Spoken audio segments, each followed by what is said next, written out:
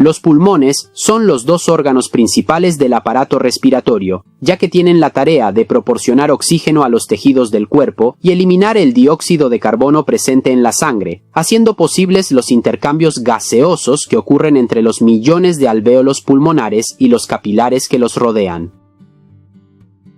Los pulmones, ubicados en la cavidad torácica, a los lados del corazón, están formados por un tejido esponjoso y elástico, y están envueltos por una membrana serosa, llamada pleura, cuya función principal es deslizarse sobre las paredes de la cavidad pulmonar y favorecer su expansión durante la fase de inspiración.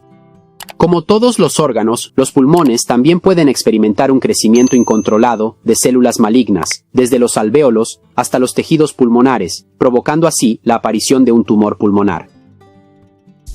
Incidencia del cáncer de pulmón.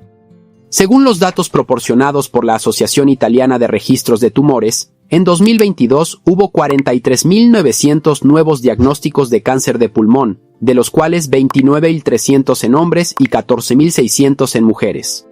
Según los datos disponibles hoy, podemos decir que a lo largo de la vida, 1 de cada 10 hombres y 1 de cada 35 mujeres pueden desarrollar un cáncer de pulmón, mientras que 1 de cada 11 hombres y 1 de cada 45 mujeres corren el riesgo de morir a causa de la enfermedad.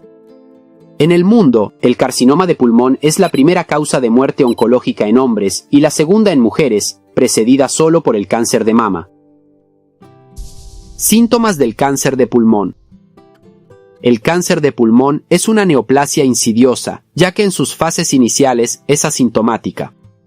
Cuando aparecen los primeros síntomas, de hecho, en la mayoría de los casos, el tumor ya se encuentra en una etapa avanzada. Pero ¿cuáles son los signos y síntomas más frecuentes de un carcinoma pulmonar? Vamos a verlos. Tos persistente. La tos es un mecanismo fisiológico de defensa del aparato respiratorio que ocurre en respuesta a una irritación de las vías respiratorias superiores. Gracias a una rápida inspiración forzada, con la glotis cerrada, segmento superior de la laringe, se genera un chorro de aire a alta velocidad que sirve para eliminar cuerpos extraños o sustancias irritantes de las vías respiratorias, manteniéndolas así libres y limpias. En la mayoría de los casos, las causas más comunes de la tos son benignas, como la gripe o la alergia estacional, pero en algunos casos puede ser una señal de advertencia de una patología respiratoria o tumoral. Una tos persistente, de hecho, que no desaparece después de 2 o 3 semanas o que tiende a empeorar con el paso de los días, podría ser uno de los síntomas del cáncer de pulmón.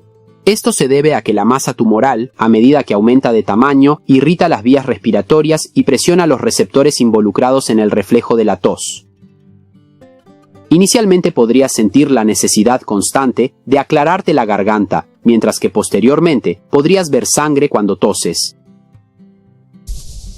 Hemoptisis y hemoptoe. La hemoptisis indica la emisión de sangre por vía oral proveniente de las vías respiratorias y resultante de la ruptura de algunos vasos sanguíneos de los bronquios o los alvéolos pulmonares. Puede ser la manifestación patológica de una infección respiratoria, como la bronquitis y la neumonía, pero también de un cáncer de pulmón, en particular de un carcinoma broncogénico.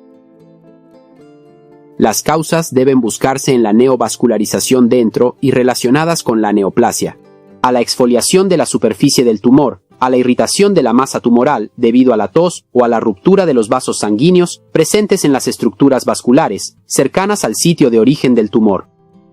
Las trazas de sangre pueden aparecer de color rojo vivo o rosado, y con o sin la presencia de moco. Otro de los posibles síntomas de un carcinoma pulmonar es la hemoptoe.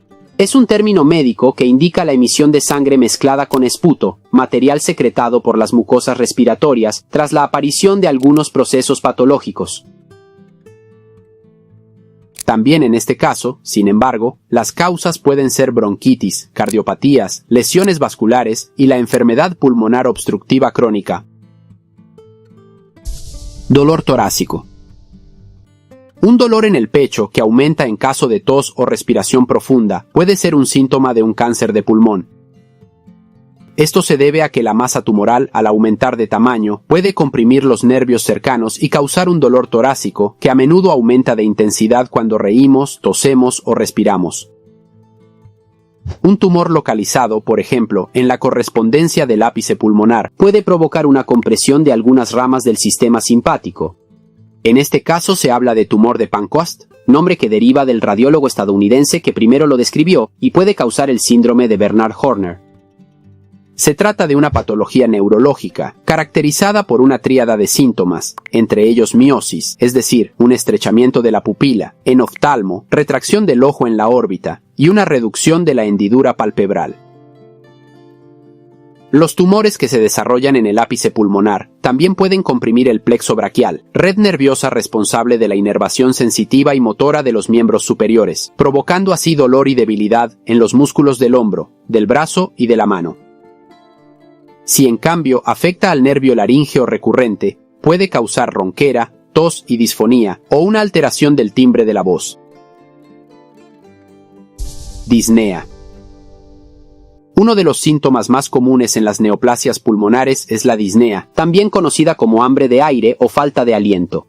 Se trata de una condición médica en la que la respiración se manifiesta dificultosa, dolorosa y forzada, dando así la sensación de falta de aire o de no poder hacer entrar una cantidad suficiente en los pulmones. Cada pulmón está envuelto por una doble membrana llamada pleura, formada por dos capas, la pleura visceral, la capa más interna, y la pleura parietal, la más externa. En condiciones fisiológicas, entre las dos capas hay una pequeña cantidad de líquido pleural, entre 10 y 20 mililitros, que actuando como lubricante, facilita el deslizamiento de las dos capas en cada acto respiratorio. En el caso de un carcinoma pulmonar que afecta la pleura, las células tumorales pueden inflamar las dos capas pleurales que reaccionan produciendo una cantidad excesiva de líquido, que se acumula en la cavidad pleural.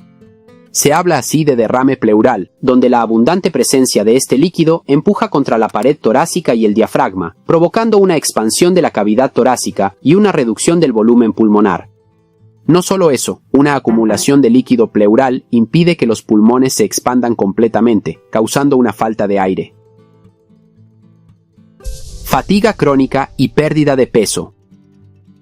La fatiga debida al cáncer o a sus tratamientos es el síntoma más común para los pacientes oncológicos de todas las edades y con cualquier tipo de diagnóstico, y no tiende a mejorar con el descanso o el sueño. Se siente así un agotamiento extremo, una sensación de cansancio físico, emocional y cognitivo desproporcionado en relación con la actividad realizada, a menudo de una intensidad tal que hace imposible realizar las acciones cotidianas más simples. La fatiga es de hecho uno de los síntomas más frecuentes reportados en pacientes con cáncer de pulmón durante todo el curso de la enfermedad. Esto se debe a que la presencia de la masa tumoral puede inducir al organismo a liberar algunas sustancias químicas, como las citoquinas proinflamatorias, responsables de la aparición de una sensación de fatiga crónica. No solo eso, la liberación de estas sustancias químicas también interfiere con la forma en que el metabolismo utiliza los alimentos que consumimos para obtener la energía necesaria y realizar todas las funciones corporales. La consecuencia es una disminución del apetito y una pérdida de peso. Como recuerda la Asociación Italiana para la Investigación del Cáncer, es raro que un solo signo o síntoma permita reconocer de manera inequívoca la aparición de un tumor. A menudo se resuelven espontáneamente en poco tiempo, mientras que en otros casos, si persisten, es importante consultar a su médico. Por lo general, se deben a algunas patologías que tienden a curarse con el tratamiento adecuado, pero a veces también pueden ser un indicio de un tumor maligno. Un diagnóstico precoz permite identificar un tumor cuando aún está en sus fases iniciales, aumentando la eficacia de la terapia y, sobre todo, la probabilidad de supervivencia.